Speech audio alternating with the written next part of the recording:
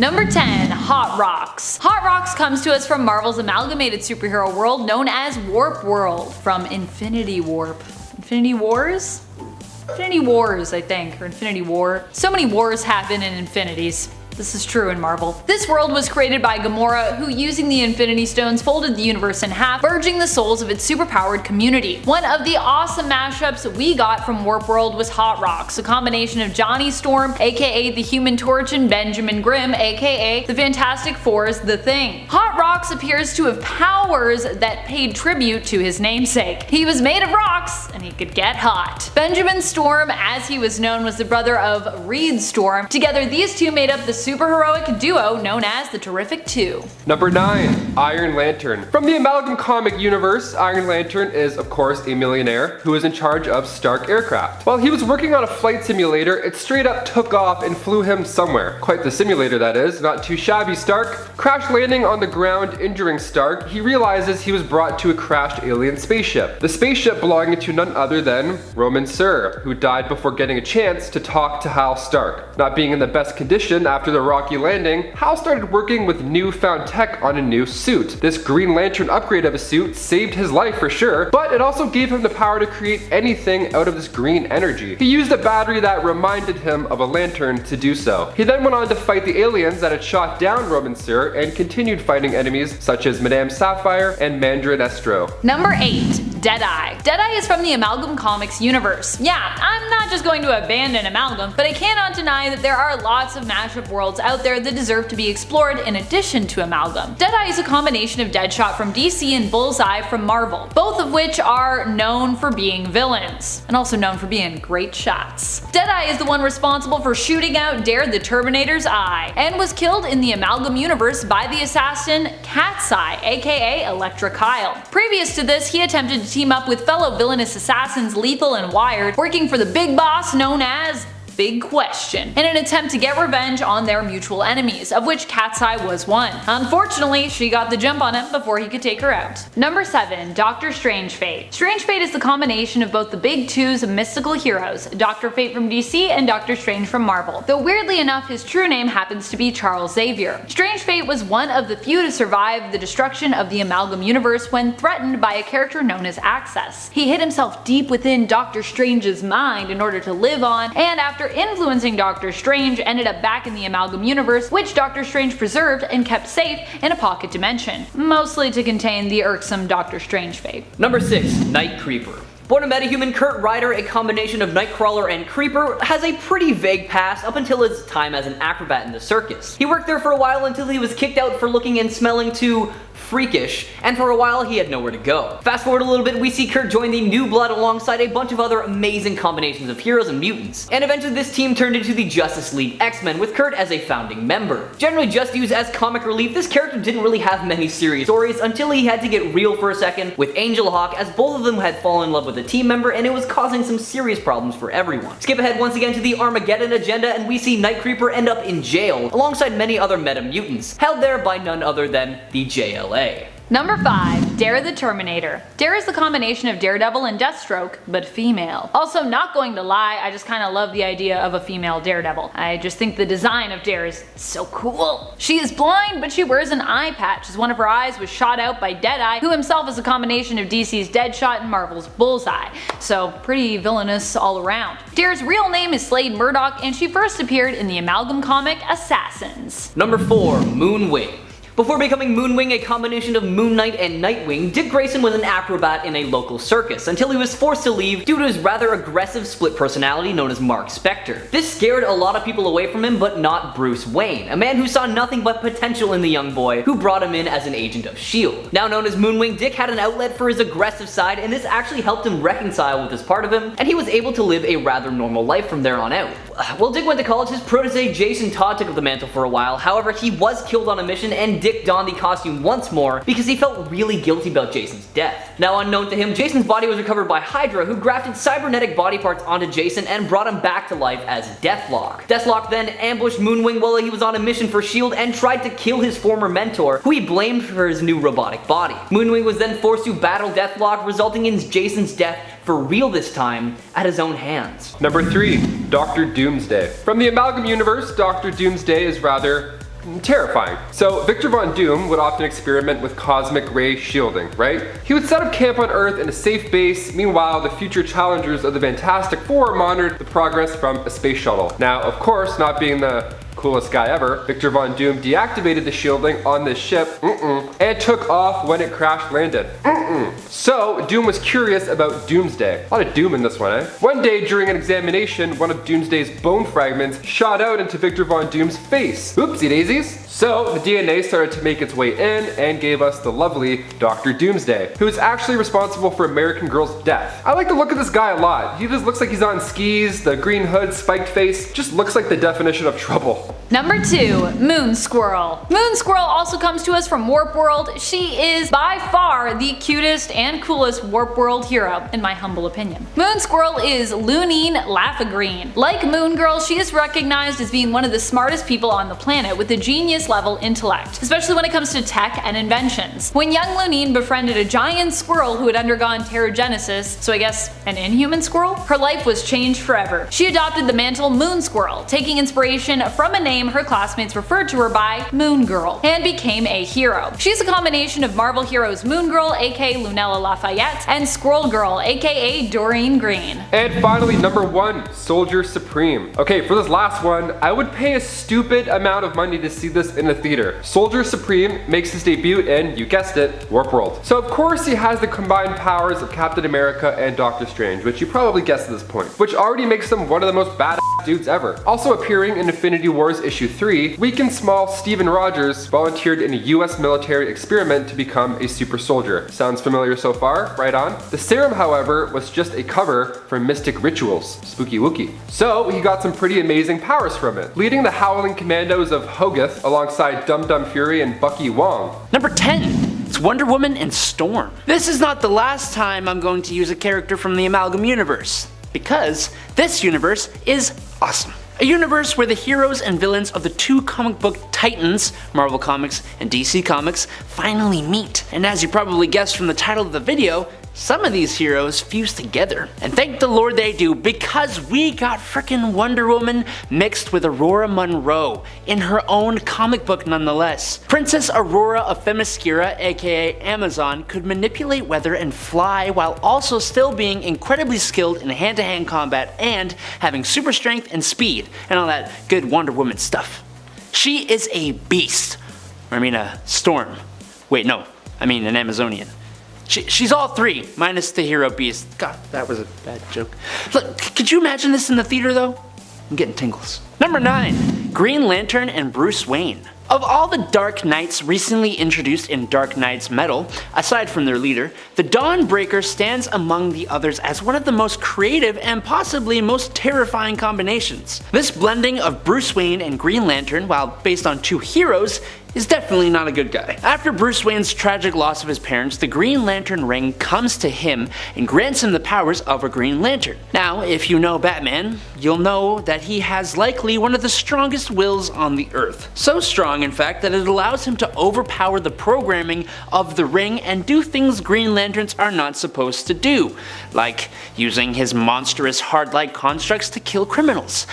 Or, like, taking out the whole Green Lantern Corps in the Guardians of the Universe, I don't know, stuff like that. He is a crazy powerful version of Batman, and I think it would be really cool if someone could put him on the big screen in a sort of like superhero horror movie or something like that. Number 8, the Hulk and Wolverine. These two have been going at it since Wolverine was first introduced into the Marvel landscape. Their rivalry is legendary, and while the two have never been directly fused together, in July of 2017 we got a wholly original character that was basically a fusion. Clayton Cortez, or as he is better known, Weapon H, is a weapons experiment gone wrong. Or if you ask me, gone incredibly right. He has the ability to transform into a massive, super strong Hulk, with all the benefits that entails. But he also has the incredible healing factor, bone claws, and adamantium skeleton of the Wolverine. This is an incredibly deadly combo, and it's hypothesized he could take out every living being on the earth. To be able to see this on the big screen would make me poop my pants or giggle with happiness. There's literally no in between there. It's one of the two. Number 7, AQUA-MARINER. Making his first appearance in the Amalgam universe, starting in Challengers of the Fantastic, AQUA-MARINER, aka Arthur Mackenzie, is able to breathe in and out of water, of course, but he also has wings on his ankles that allow him to fly. Yeah, and you thought having Heelys was cool? Get out of here.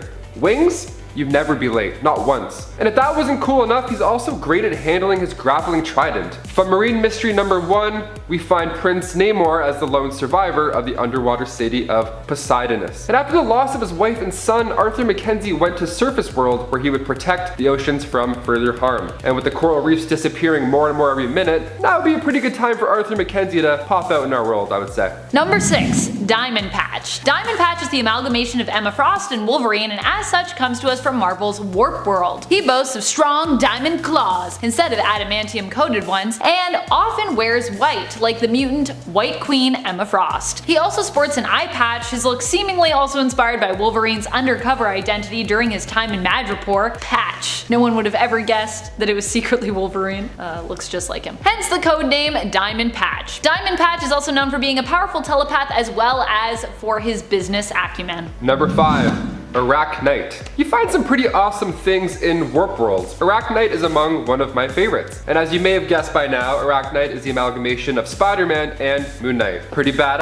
Making his first appearance in Infinity Wars number 3, Peter was actually the successful owner and operator of Parker Industries, with his side gig being the vigilante ARACHKNIGHT. His best friend at the time being Harry Russell. You can probably see where I'm going here. Harry's father was none other than Norman Russell, aka the Goblin by Night, brought on by a curse that turns him into a bloodthirsty monster. Wow, sounds like quite the handful there. One night, Peter got a glimpse of this happening and followed Norman to Central Park, and you guessed it, he of course kicked his ass. Number 4, Big Question. Big Question comes to us from the Amalgam universe. He's a combination of DC's Riddler, aka Edward Nygma, and Marvel's Kingpin, aka Wilson Fisk. Hence his name, Edward Enigma Fisk. Big Question appeared as a villain in both the Assassins and the Dare the Terminator comics out of Amalgam. He was a corrupt politician whose office sat near the top of Arkham Tower in New Gotham City, just below Dr. Strangefate's residence. Big Question is the enemy of Dare the Terminator in the Amalgam universe and attempts to rule New Gotham City with an iron fist, though he is eventually taken down by Cat's Eye and the Gotham Bugle. Number 3.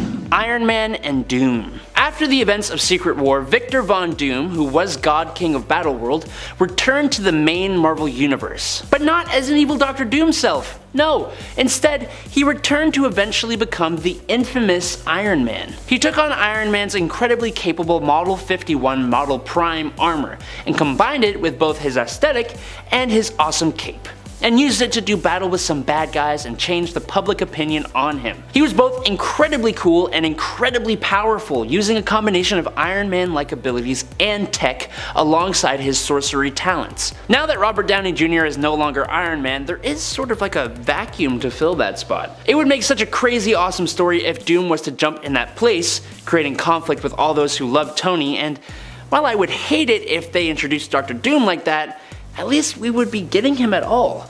But I'll hold out for the Fantastic Four movie for that one though. Number 2. Batman and Wolverine. If you know who Dark Claw from the Amalgam universe is, then you know exactly why this fusion is in the top 3. While most people wouldn't think about this combo before most others, once you see it, you can't really unsee it, and nor should you want to. This is a truly amazing combo. The furious fighting styles and tragic backstories of the two characters make a deadly blend. Between his healing factor, genius intellect, adamantium claws, and mastery of 127 fighting styles, this character is a literal nightmare for criminals. Now, if it were to come to a TV screen, which is highly unlikely right now, I'd be interested to see how they handle the whole dispatching criminals thing. Wolverine is very obviously okay with killing people, whereas Batman is pretty strict about the whole don't kill them but basically disable them so bad you might as well have just killed them thing, you know? So I don't know, man, I don't know. Number 1. Batman and Superman with a little special sauce in there. The Dark Knight, the Man of Steel.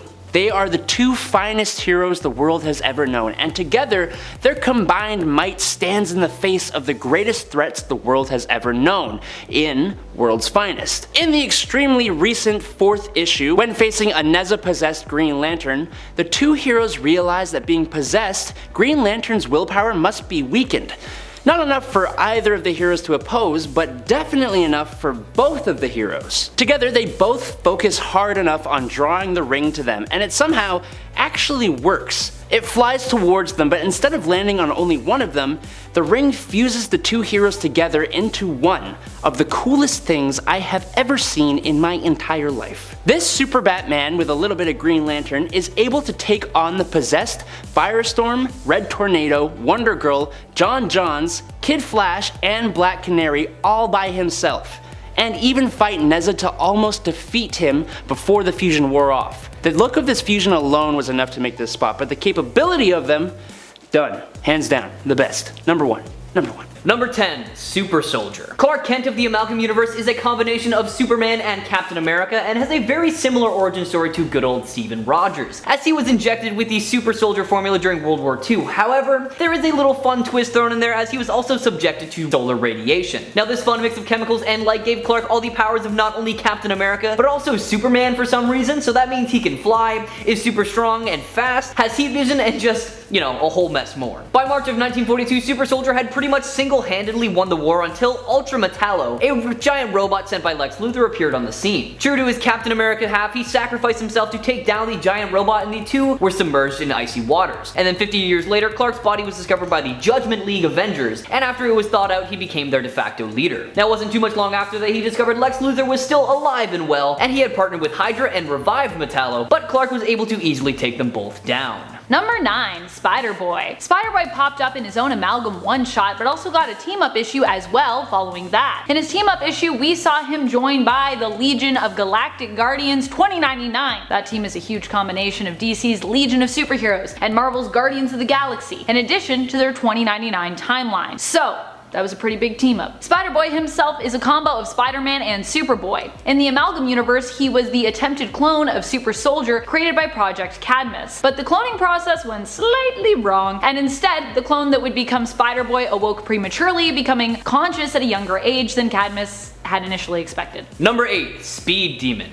Now Blaze Allen, a combination of Barry Allen and Johnny Blaze, was once a stunt worker working at a carnival, and he became the Speed Demon following the death of his wife at the hands of the evil Night Spectre. He was convinced by Merlin to bond with the demon known as Etrigan, and from there the entity known as Speed Demon was born. Granted the abilities of Ghost Rider, including his fiery powers as well as his super strength, Speed Demon is not actually all that fast despite his name and lineage because, you know, he's also the Flash. While the character is a formidable fighter and an all-around powerful being, he falls very short in the speed department, especially compared to other speedsters. Now there have been other characters who have taken up this mantle, including both Jay Garrick and Wallace West. However, all of their powers seem to be similar in origin, and they're all just as slow.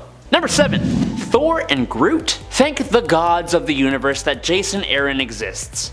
And thank them once again that he wrote Thors, the 2015 miniseries during Secret Wars that followed the exploits of God King Doom's personal security force, which is basically a whole bunch of different Thors. Among this Thor core are some really crazy awesome combo Thors, but what I think deserves a bit of attention on the big screen was a combination of Thor and the denizen of Planet X, Groot. While you don't really get to see Thor Groot in action a whole lot during the series, we do get a few panels of him being exactly what you'd expect. It's adult Groot with blue glowing parts that look similar to Ultimate Thor's armor and with a really awesome vegetation cape. Now in the MCU, Thor and Groot do have this weird indirect connection.